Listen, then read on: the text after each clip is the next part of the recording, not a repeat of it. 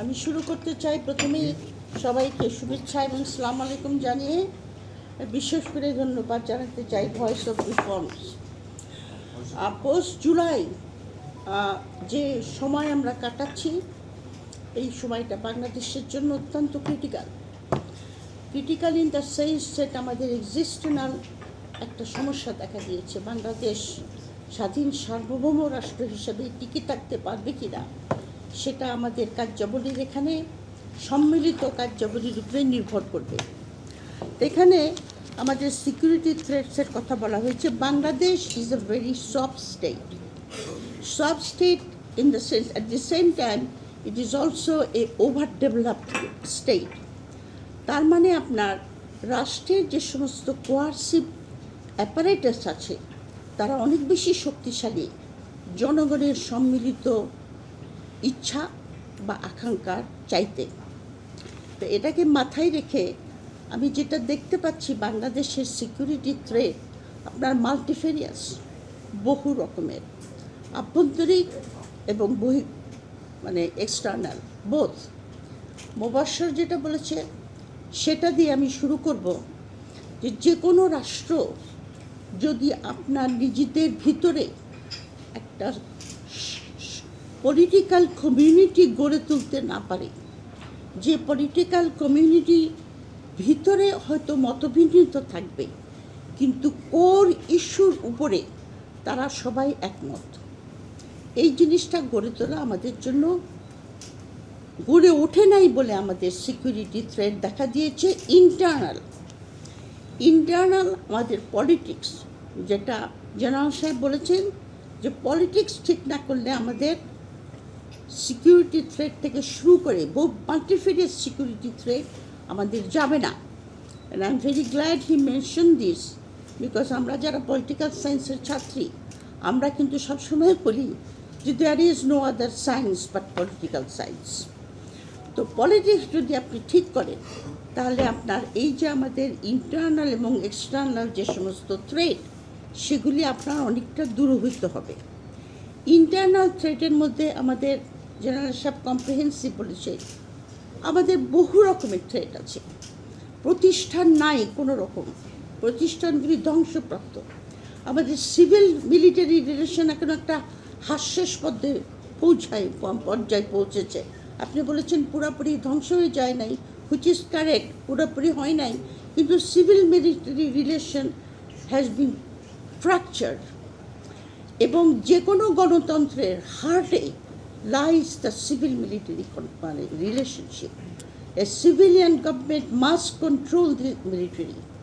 Military is subordinate to the civilian government. Bangladesh হওয়ার পর থেকে সেটা কিন্তু হয়নি।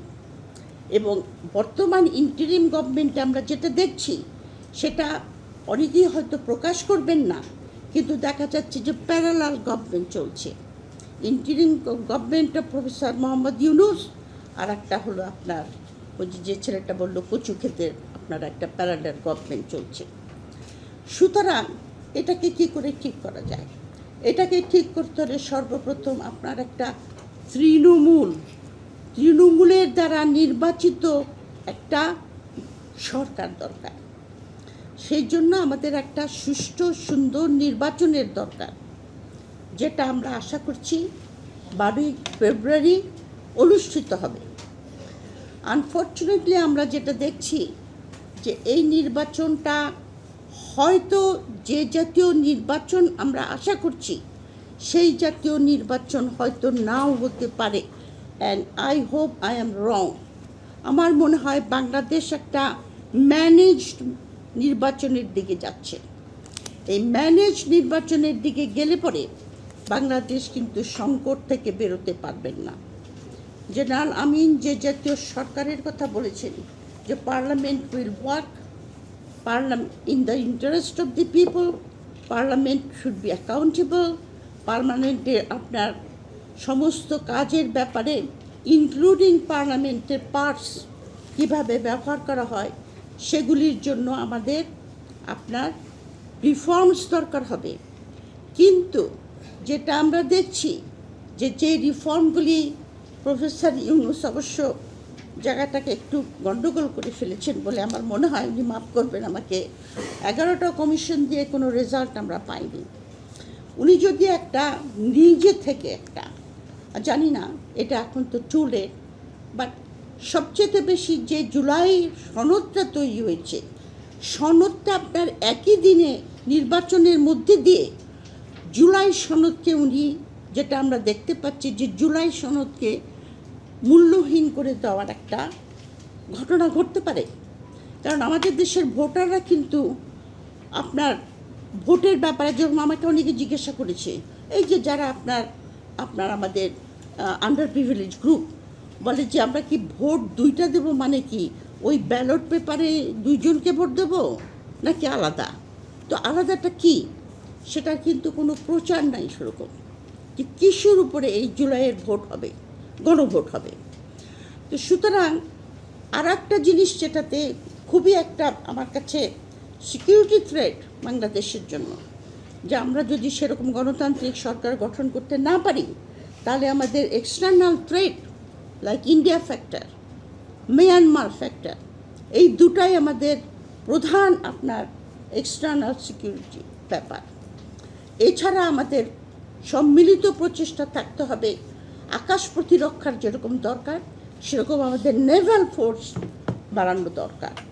কারণ বাংলাদেশের সবসময় হিস্টোরিক্যালি যারাই বাংলাদেশকে কন্ট্রোল করতে চেয়েছে অথবা বিস্তার করতে চেয়েছে, তাদের কিন্তু স্ট্রং নেভাল ফোর্স ছিল।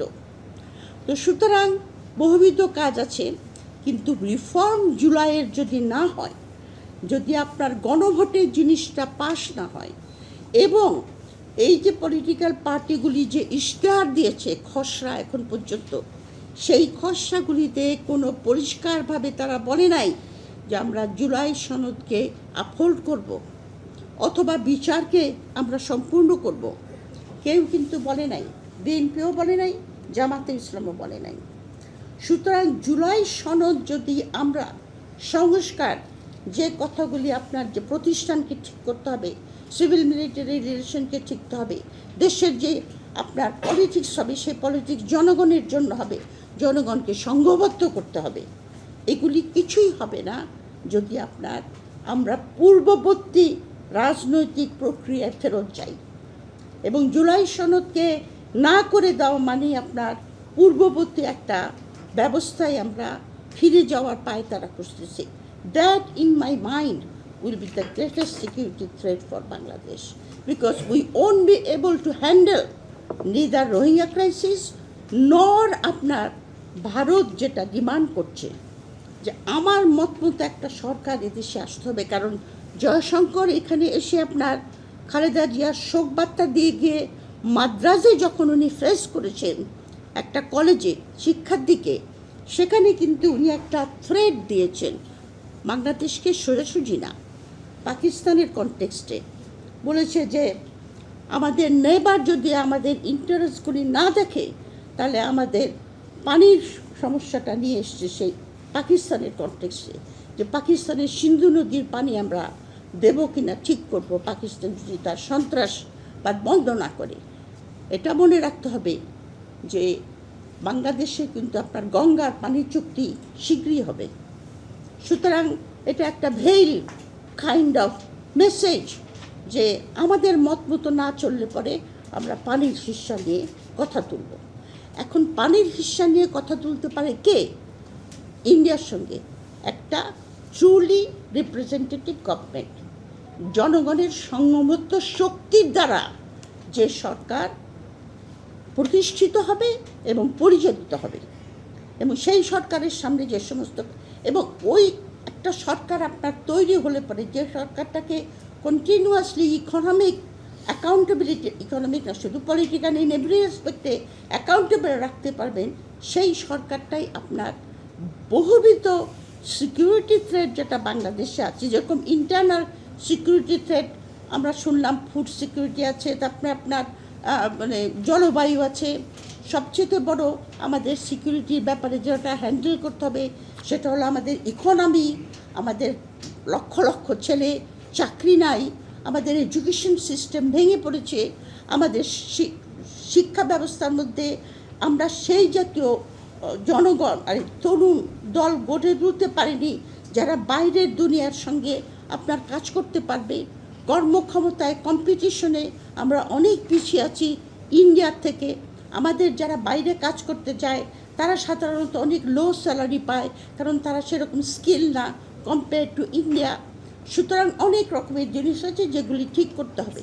সবচেয়ে বড় কথা হলো যে শেখ হাসিনা তার সময়ে যে সমস্ত চুক্তিগুলি করে গেছে সেই চুক্তিগুলি রিভিউ করবে কি না সেটা এই পলিটিক্যাল পার্টিগুলির কাছ থেকে আমরা কোনো পাই নাই। রিভিউ করে আপনার পার্লামেন্ট থেকে বলবে কি না যে কোন চুক্তিগুলি আমাদের স্বার্থের পক্ষে, কোন চুক্তিগুলি আমাদের স্বার্থের বিপক্ষে।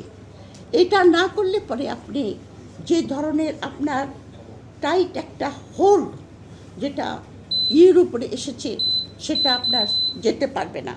আমি এই বলে শেষ করব যে আমরা বলে না যে we are living in a dangerous time in the sense যে আমাদের দেশের ইন্টারনাল অবস্থা খুব খুবই ফ্রেজাইল ইন্টারনাল অবস্থা। আমাদের এক্সটার্নাল যে সমস্ত থ্রেট সেগুলিও কিন্তু ঘনীভূত হয়েছে। মিয়ানমারের বর্ডার, যেটা আমাদের বর্ডার সিকিউরিটি দেওয়ার কথা আমাদের মিলিটারির, আপনার আরাকানের সঙ্গে যে আমাদের বর্ডার, সেখানে আমরা জানি এগুলি কাগজে আসে না, রেগুলার ভিত্তিতে আরাকানের লোকরা ঢোকে বাংলাদেশে, ঢোকে ওইখানে আপনার 300টার মতো ফার্মাসিউটিক্যাল দোকান খুলেছে, মাগারেরই খুলেছে বিজনেসের জন্য। কারণ আরাকানের আর্মিকে আপনার ঝান্টা গভর্নমেন্ট আপনার অনেক সাপ্লাই বন্ধ করে দিয়েছে, ইনক্লুডিং ফুড, মেডিসিন এটসেট্রা। তারা আসছে যাচ্ছে, it is an open border like thing. আপনার চিটাগং হিল ট্র্যাক্সে বান্দরবনে যে কুকি চিনরা যে জাতীয় অ্যাক্টিভিটিস করছে সেটার দিকে আমাদের নজর দিতে হবে। নজর আমরা দিতে পারছি না, সেখানে একটা সমস্যা। আমাদের পানি বন্টনের সমস্যা। আমরা ভারতের যে আপনার ইচ্ছা যে এখানে আমাদের মতো একটা সরকার আসুক, সেটা না করে আমরা এমন একটা সরকার চাইব যে কোনো বহিঃশক্তির দ্বারা পরিচালিত নয়, সেটা শুধু জনগণের দ্বারা পরিচালিত হবে। সুতরাং আমাদেরকে অনেক সামনে যে যুদ্ধটা আছে বা সামনে যে চ্যালেঞ্জগুলি আছে এগুলি মোকাবেলা করার জন্য এই জাতীয় ফোরামের অনেক দরকার আছে। যে সমস্ত ফোরামে বিভিন্ন আপনার সিকিউরিটির ব্যাপার থেকে শুরু করে ইন্টারনাল এক্সটার্নাল এসব ব্যাপারে ওপেন ডিসকাশন হবে। বিভিন্ন স্পেশালিস্টরা তারা সেগুলি অ্যানালিসিস করবে, সাজেশন দেবে সরকারকে যে কী করা উচিত। জ্ঞান এবং বুদ্ধিবৃত্তির চর্চা ছাড়া কোনো জাতি স্বাধীনভাবে বাঁচতে পারে না।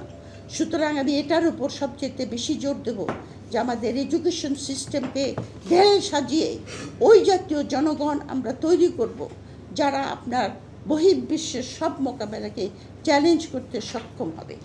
আপনাদের ধন্যবাদ। Thank you.